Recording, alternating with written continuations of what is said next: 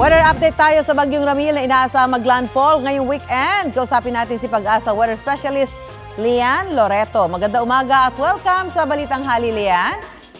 Magandang umaga po, Miss Susan. Lian, ano yung latest track na tinatahak ng Bagyong Ramil? Kailan at saan ang landfall nito?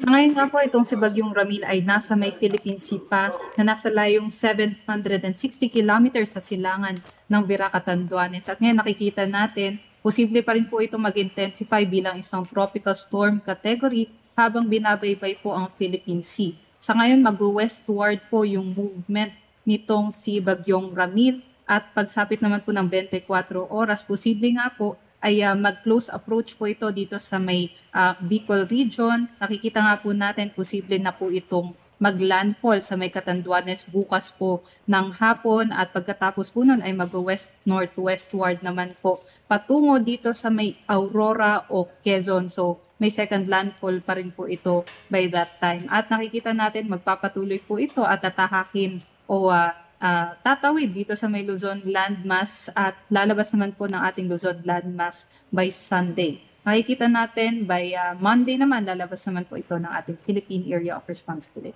Lian, ngayon ba masasabi na natin kung gaano karaming ulan ang inaasahang ibubuhos nitong si Ramil sa mga lugar na dadaanan nito? Yes po, sa ngayon, ang nakikita po natin, aside po doon sa mga malalakas na hangin, posible nga po hanggang mahigit 100 kilometers per hour na hangin ang magiging taglay nitong si Ramil pag landfall nito. Posible pa rin yung 50 to 100 millimeters naman na mga pag-ulan sa may Eastern Visayas at Bicol region bukas. At pagsapit naman po ng Saturday hanggang sa Sunday noon, maaari po tayo makaranas ng 100 to 200 millimeters naman na mga pag-ulan sa may Catanduanes, pati na rin po sa may Isabela, Aurora, at dito rin po sa may Quezon, Camarines Norte at Camarines Sur. At doon naman po sa iba pang mga probinsya na tatahakin nitong si Bagyong Ramil, posible naman po yung 50 to 100 millimeters na mga pag-ulan. May mga ano na ba tayo? May mga lugar na may wind signal at yung pagtaas ng alon, gaano kataas yung inaasahan natin, Lian?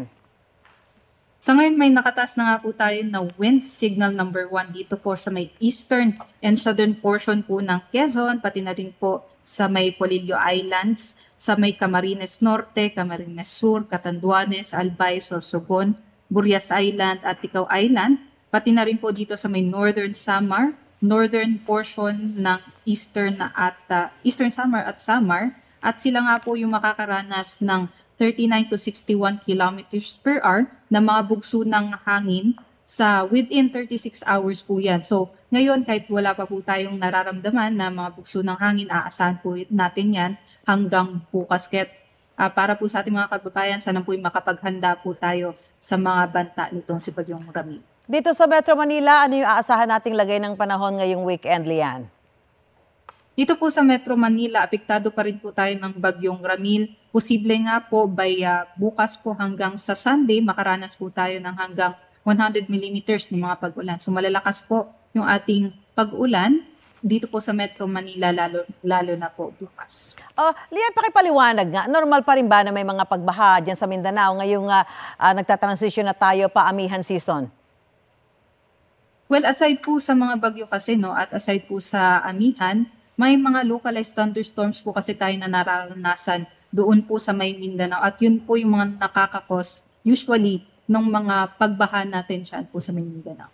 Okay, maraming salamat, Pag-asa weather specialist Lian Loreto. Magandang tanghali sa iyo. Magandang tanghali po.